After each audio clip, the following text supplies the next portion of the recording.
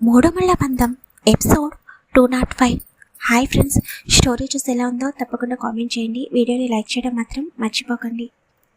వైష్ణవి కళ్ళల్లో నీళ్లు చూడగానే విక్రమ్ మనసు ఒక్కసారిగా బాధతో నిండిపోయి తను ఏం మాట్లాడాడో గుర్తుకు రాకొని నేనేంటి వైష్ణవి పైన ఇలా సీరియస్ అయ్యాను.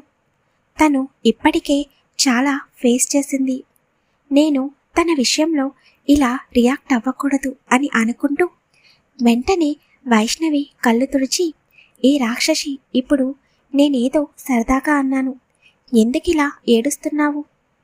అయినా ఇప్పుడే కదా మనకి పెళ్ళయింది, చాలా టైం ఉందిలే, నువ్వు బాధపడకు. నీకు ఇష్టం లేకుండా ఈ రోజు నుండి నేను ఏమీ చెయ్యను, సరేనా అని అనగానే వెంటనే వైష్ణవి విక్రమ్ పెదవులని తన పెదవులతో కలిపేస్తుంది.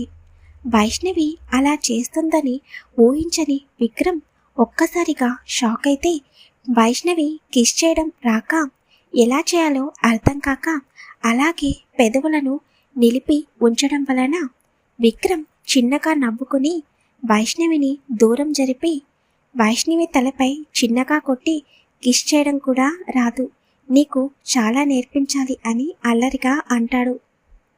నువ్వు ఇలాగే ఉండు విక్కీ, నువ్వు కోపంగా ఉంటే నేను అస్సలు భరించలేను. ప్లీజ్, కావాలంటే నీతో ఎలా ఉండాలో నాకు చెప్పు, నేను అలవాటు చేసుకుంటాను. అంతేకాని ఇందాక అన్నావుగా నాకు ఇష్టం లేకుండా దూరంగా ఉంటాను అని, ప్లీజ్ అలా ఎట్టి పరిస్థితుల్లోనూ ఉండకు, నేను అస్సలు భరించలేను అని మళ్ళీ ఏడుస్తూ ఉంటుంది. విక్రమ్ వైష్ణవిని గుండెలకు హత్తుకుని, నేను నీకు దూరంగా ఉండగలనా వైషు? సరే, ఇంకా ఆ టాపిక్ గురించి వదిలేసే, నెమ్మదిగా నేనే నీకు అన్నీ నేర్పిస్తాలే అని మళ్ళీ నవ్వుతాడు విక్రమ్. నిజంగా నాకు తెలియదు విక్కీ, ప్లీజ్, నిన్ను హర్ట్ చేస్తే సారీ అని అనగానే ఇంకా దాని గురించి వదిలేమన్నాను కదా, వెళ్ళి ఫ్రెష్ అయ్యరా అని చెప్పి వైష్ణవిని డ్రెస్సింగ్ రూమ్లోకి తీసుకెళ్లి వదిలేసి తను కూడా వేరే రూమ్లోకి వెళ్ళి డ్రెస్అప్ అవుతాడు. విక్రమ్ డ్రెస్ చేంజ్ చేసుకుని వచ్చి సోఫాలో కూర్చుని ఆలోచిస్తూ ఉంటాడు. నేను ఎవరి కళ్ళల్లో అయితే కన్నీళ్లు చూడకూడదనుకున్నానో నేనే తనని ఏడిపిస్తున్నాను. అసలే వైష్ణవి ఇప్పటికే మానసికంగా చాలా బాధపడింది. అందులోనూ ఆ విరాజ్ గురించి వచ్చిన కల గురించి ఇంకా ఎక్కువ భయపడుతుంది. ఈ సమయంలో నేను కూడా తనపై సీరియస్ అయితే ఎక్కువ స్ట్రెస్ తీసుకుంటుంది. ముందు నేను ఎప్పుడు కూడా వైష్ణవిపై కోపం చూపించకూడదు, జాగ్రత్త పడాలి. ఇంకొకసారి నా వల్ల తన కళ్ళల్లో కన్నీళ్లు చూడకూడదు అని ఆలోచిస్తూ ఉంటాడు. ఇంతలో వైష్ణవి డ్రెస్ చేంజ్ చేసుకుని వచ్చి విక్రమ్ వడిలో కూర్చుని విక్రమ్ మెడ చుట్టూ చేతులు వేసి సారీ విక్కీ అని అంటుంది.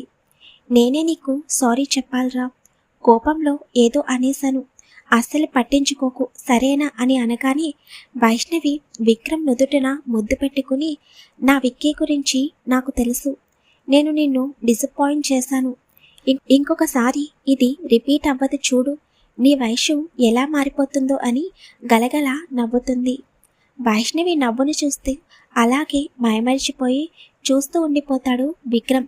కొంత సమయం తర్వాత వైష్ణవి నవ్వడం ఆపేసి విక్రమ్ వైపు చూసి, విక్కీ, నువ్వు ముంబై వెళ్ళాలి అన్నావు కదా, అదే ఎవరో పార్ట్నర్గా మన కంపెనీలో జాయిన్ అవ్వడానికి వచ్చారు కదా, మర్చిపోయావా అని అనగానే, నిజం వైషు, మర్చిపోయాను ఆ విషయమే, నేను రేపు సిద్ధార్థికి కాల్ చేసి చెబుతాను.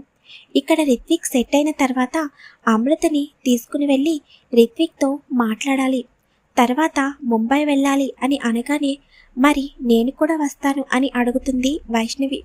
సరే, నేను కూడా తీసుకువెళ్తాలే అని అనగానే, నిజంగానా? అయితే మనం ఇంకొక 2 డేస్లో ముంబై వెళ్తున్నామా అని సంతోషంగా అడగగానే, కావాలంటే వరల్డ్ టూర్ వెళ్ళొద్దాం, ఏమంటావ్ అని నవ్వుతూ అంటాడు విక్రమ్. దానికి ఇంకా టైం ఉందిలే, అప్పుడు నేనే చెబుతాను నిన్ను తీసుకుని వెళ్ళమని. సరే పద, కొంచెం సేపు రెస్ట్ తీసుకుంటాను అని చెప్పి వైష్ణవి విక్రమ్ని వదిలి బెడ్పై పడుకుంటుంది. విక్రమ్ వైష్ణవి పడుకున్న తర్వాత రాబర్ట్కి కాల్ చేసి విరాజ్ గురించి ఏమన్నా తెలిసిందా అని డీటెయిల్స్ కనుక్కొని ఇంకా తన గురించి పూర్తిగా తెలియకపోవడం వలన త్వరలో అమెరికాకి వెళ్ళాలని అనుకుంటాడు విక్రమ్. నెక్స్ట్ డే పార్వతి గారికి హార్ట్ ఆపరేషన్ జరుగుతుంది. సిద్ధార్థ్కి వసుధార లొకేషన్ పంపిస్తానని చెప్పి పంపించకపోవడం వలన సిద్ధార్థ్ వసుధారకి ఎన్నిసార్లు కాల్ చేసినా వసుధార కావాలని లిఫ్ట్ చేయకుండా ఉంటుంది. విరాస్ కూడా పార్వతి గారికి ఆపరేషన్ చేసే టైంకి హాస్పిటల్కి చేరుకుంటాడు. అలా ఆ రోజంతా విరాస్ వసుధార హాస్పిటల్లోనే ఉంటారు. తర్వాత రోజు పార్వతి గారిని డిశ్చార్జ్ చేయమని, అలాగే పార్వతి గారిని చూసుకోవడానికి ఒక నర్సుని పంపించమని విరాస్ డాక్టర్తో మాట్లాడి పార్వతి గారిని డిశ్చార్జ్ చేయడానికి ఫార్మాలిటీస్ అన్ని పూర్తి చేస్తాడు. ఇలా 2 డేస్ గడిచిపోతాయి. ఇటు రిత్విక్ని కూడా అరుణ్ గుప్తా డిశ్చార్జ్ చేయించి తనుండే ఫ్లాట్కి తీసుకుని వెళ్తాడు. రిత్విక్ని డిశ్చార్జ్ చేసిన ఆ రోజు సాయంత్రమే అరుణ్ గుప్తా అక్కడి నుండి లండన్కి వెళ్ళిపోతాడు. వాళ్ళ మధ్య ఏం జరిగిందనేది తర్వాత తెలుసుకుందాం. మురళి రిత్విక్తో ఉంటానంటే, ఇప్పటికే నువ్వు వచ్చి చాలా రోజులైంది, వెళ్ళి ఆఫీస్ వర్క్ చూసుకో, నాకు ఏమీ కాదు, నేను బాగానే ఉన్నాను అని చెప్పి రిత్విక్ మురళిని కూడా అక్కడి నుండి ముంబైకి పంపించేస్తాడు. విక్రమాదిత్య కుటుంబ సభ్యులందరికీ ఈరోజు రిత్విక్ని కలవడానికి వెళ్తున్నాము, అందరూ రెడీగా ఉండండి అని చెప్పి తన రూమ్లోకి వెళ్ళిపోతాడు.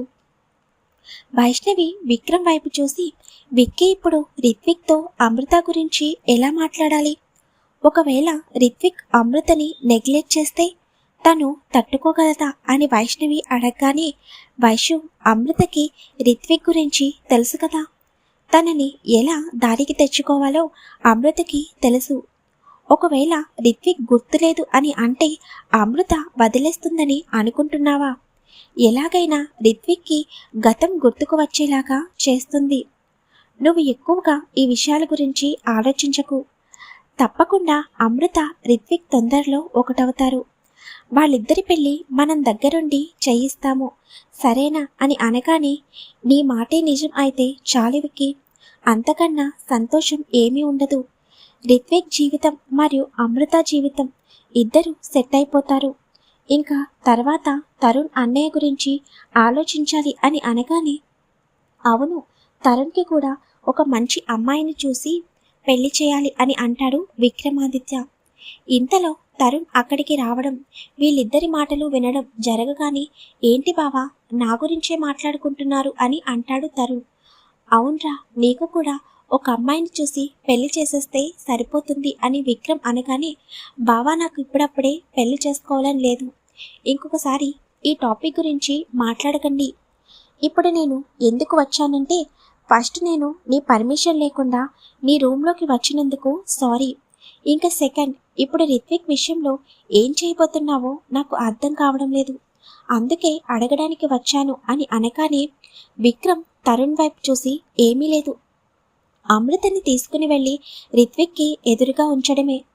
ఒకవేళ రిత్విక్కి అమృతని చూడగానే ఏమన్నా గుర్తుకు వస్తే మంచిది, లేకపోతే అమృత రిత్విక్ని తప్పకుండా మార్చుతుంది. ఈ విషయంలో మనం ఎక్కువ ఇన్వాల్వ్ అవ్వలేము.